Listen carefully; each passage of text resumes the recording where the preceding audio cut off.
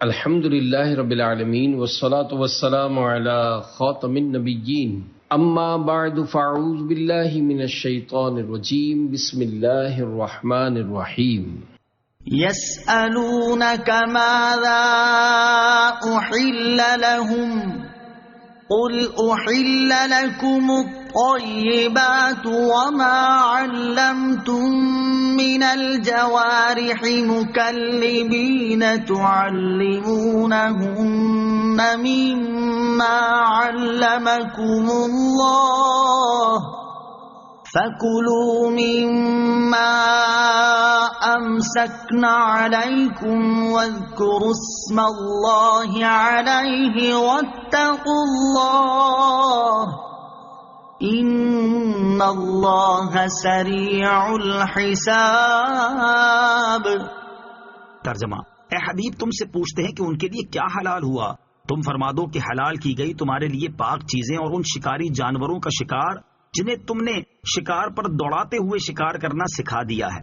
تم انہیں وہ سکھاتے ہو جس کی اللہ نے تمہیں تعلیم دی ہے، تو اس میں سے کھاؤ جو وہ شکار کر کے تمہارے لیے روک دیں، اور شکاری جانور کو چھوڑتے وقت اس پر اللہ کا نام لو اور اللہ سے ڈرتے رہو، بے شک اللہ بہت جلد حساب لینے والا ہے۔ ماذا احل لهم، ان کے لیے کیا حلال ہوا؟ یہ آیت حضرت عدی بن حاتم اور حضرت زید بن مہلہل رضی اللہ تعالی عنہما کے حق میں نازل ہوئی، جن کا نام سرکار دو عالم علیہ الصلوۃ والسلام نے زید الخیر رکھا تھا۔ ان دونوں صاحبوں نے عرض کی، یا رسول اللہ صلی اللہ تعالی علیہ وسلم، ہم لوگ کتے اور باز کے ذریعے سے شکار کرتے ہیں، تو کیا ہمارے لیے حلال ہے؟ اس پر یہ آیت کریمہ نازل ہوئی۔ آیت میں طیبات کو حلال فرمایا گیا ہے، اور طیبات وہ چیزیں ہیں جن کی حرمت قرآن و حدیث اور اجماع و قیاس میں سے کسی سے ثابت نہیں ہے۔ ایک قول یہ بھی ہے کہ طیبات وہ چیزیں ہیں جن کو سلیم الطبع لوگ پسند کرتے ہیں، اور خبیث وہ چیزیں ہیں جن سے سلیم طبیعتیں نفرت کرتی ہیں۔ اس سے معلوم ہوا کہ کسی چیز کی حرمت پر دلیل نہ ہونا بھی اس کی حلت کے لیے کافی ہے۔ الجوارح، شکاری جانور، شکاری جانوروں سے کیا ہوا شکار بھی حلال ہے، خواہ وہ شکاری جانور درندوں میں سے ہوں جیسے کتے اور چیتے کے شکار، یا شکاری جانور کا تعلق پرندوں سے ہو جیسے شکرے، باز، شاہین وغیرہ کے شکار۔ جب اس طرح سدھا کر ان کی تربیت کر دی جائے کہ وہ جو شکار کریں اس میں سے نہ کھائیں، اور جب شکاری ان کو چھوڑیں تب شکار پر جائیں، اور جب بلائیں واپس آ جائیں، ایسے شکاری جانوروں کو معلم یعنی سکھایا ہوا کہتے ہیں۔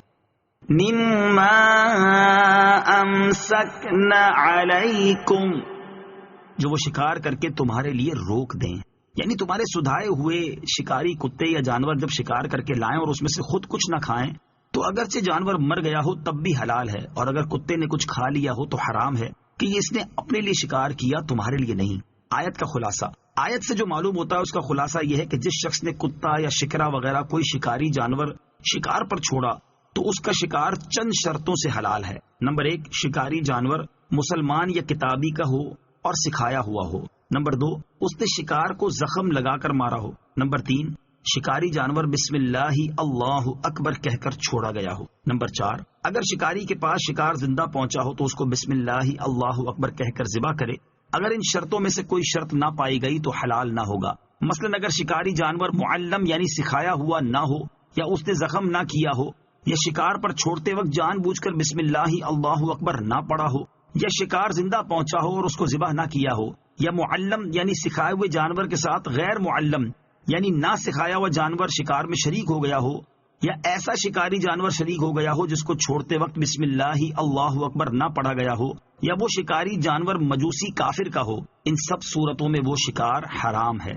شکار کے دوسرے طریقے کا شرعی حکم، تیر سے شکار کرنے کا بھی یہی حکم ہے کہ اگر بسم اللہ اللہ اکبر کہہ کر تیر مارا اور اس سے شکار مجروح یعنی زخمی ہو کر مر گیا تو حلال ہے، اور اگر نہ مرا تو دوبارہ اس کو بسم اللہ اللہ اکبر پڑھ کر ذبح کرے۔ اگر اس پر بسم اللہ نہ پڑی یا تیر کا زخم اس کو نہ لگا یا زندہ پانے کے بعد اس کو ذبح نہ کیا، ان سب صورتوں میں حرام ہے۔ نوٹ: شکار کے مسائل کی مزید تفصیل کے لیے بہار شریعت حصہ 17 کا مطالعہ فرمائیں۔ اليوم احل لكم الطيبات وطعام الذين اوتوا الكتاب حل لكم وطعامكم حل لهم والمحصنات من المؤمنات والمحصنات من الذين أوتوا الكتاب من قبلكم إذا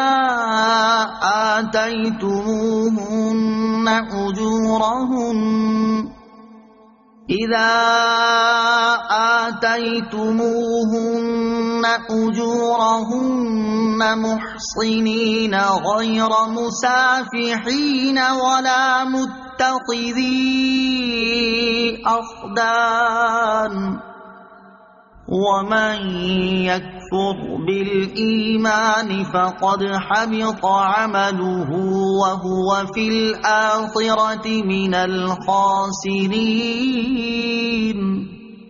ترجمہ: آج تمہارے لیے پاک چیزیں حلال کر دی گئیں اور اہل کتاب کا کھانا تمہارے لیے حلال ہے اور تمہارا کھانا ان کے لیے حلال ہے، اور پاک دامن مسلمان عورتیں اور جن لوگوں کو تم سے پہلے کتاب دی گئی ان کی پاک دامن عورتیں تمہارے لیے حلال کر دی گئیں، جبکہ تم ان سے نکاح کرتے ہوئے انہیں ان کے مہر دو، نہ زنا کرتے ہوئے اور نہ انہیں پوشیدہ آشنا بناتے ہوئے، اور جو ایمان سے پھر کر کافر ہو جائے تو اس کا ہر عمل برباد ہو گیا اور وہ آخرت میں خسارہ پانے والوں میں ہوگا۔ الیوم احل لکم الطیبات، آج تمہارے لیے پاک چیزیں حلال کر دی گئیں۔ اہل کتاب کا ذبح کیا ہوا جانور بھی مسلمانوں کے لیے حلال ہے، خواہ یہودی ذبح کرے یا عیسائی، یوں ہی مرد ذبح کرے یا عورت یا سمجھدار بچہ، لیکن یہ یاد رکھنا نہایت ضروری ہے کہ ان اہل کتاب کا ذبیحہ حلال ہے جو واقعی اہل کتاب ہوں۔ موجودہ زمانے میں عیسائیوں کی بہت بڑی تعداد دہریہ اور خدا کے منکر ہو چکے ہیں، لہذا نہ ان کا ذبیحہ حلال ہے اور نہ عورتیں۔ اہل کتاب سے نکاح کے چند اہم مسائل۔ نمبر 1، اہل کتاب کی عورتوں سے نکاح حلال ہے، لیکن اس میں بھی یہ شرط ہے کہ وہ واقعی اہل کتاب ہوں، دہریہ نہ ہوں، جیسے آج کل بہت سے ایسے بھی ہیں۔ نمبر 2، یہ اجازت بھی دارالاسلام میں رہنے والی ذمیہ اہل کتاب عورت کے ساتھ ہے۔ موجودہ زمانے میں جو اہل کتاب ہیں یہ حربی ہیں اور حربیہ اہل کتاب کے ساتھ نکاح کرنا مکروہ تحریمی ہے۔ نمبر 3، ایک اور اہم مسئلہ یہ ہے کہ یہ اجازت صرف مسلمان مردوں کو ہے، مسلمان عورت کا نکاح کتابی مرد سے قطعی حرام ہے۔ نمبر 4، اہل کتاب عورتوں میں سے اچھے کردار والی سے نکاح کیا جائے، یہ حکم مستحب ہے۔ نمبر 5، اہل کتاب عورت سے ازدواجی تعلقات نکاح کے ذریعے ہی قائم کیے جائیں، پوشیدہ دوستیاں لگانا یا پوشیدہ یا اعلانیہ بدکاری کرنا ان کے ساتھ بھی حرام ہے۔ نمبر 6، اہل کتاب عورت کو بھی مہر دیا جائے گا، غیر مصافحین، نہ کہ مستی نکالتے ہوئے۔ ناجائز طریقے پر مستی نکالنے سے بے دڑک زنا کرنا اور آشنا بنانے سے پوشیدہ زنا مراد ہے۔ وَمَن يَكْفُرْ بِالْإِيمَانِ، اور جو ایمان سے پھر کر کافر ہو جائے۔ آیت مبارکہ کے آخر میں مرتد کے بارے میں فرمایا گیا ہے کہ اس کے تمام نیک اعمال برباد ہو جاتے ہیں، آخرت میں اس کے لیے کوئی اجر و ثواب باقی نہیں رہتا۔ یا ایھا الذین آمنوا اذا قمتم الى الصلاة فاغسلوا وجوهکم وایدیکم الى المرافق وامسحوا برؤوسکم وارجلکم الى الکعبین وَإِن كُنتُمْ جُنُبًا فَاطَّهَّرُوا وَإِن كُنتُم مَّرْضَىٰ أَوْ عَلَىٰ سَفَرٍ أَوْ جَاءَ أَحَدٌ مِّنكُم مِّنَ الْغَائِطِ أَوْ لَامَسْتُمُ النِّسَاءَ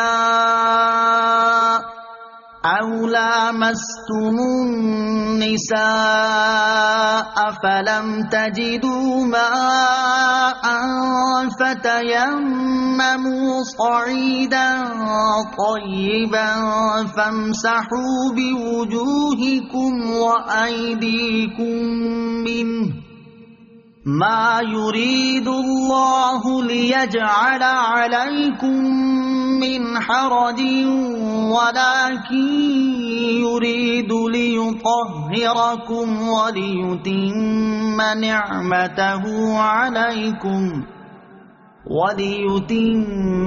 نِعْمَتَهُ عَلَيْكُمْ لَعَلَّكُمْ تَشْكُرُونَ۔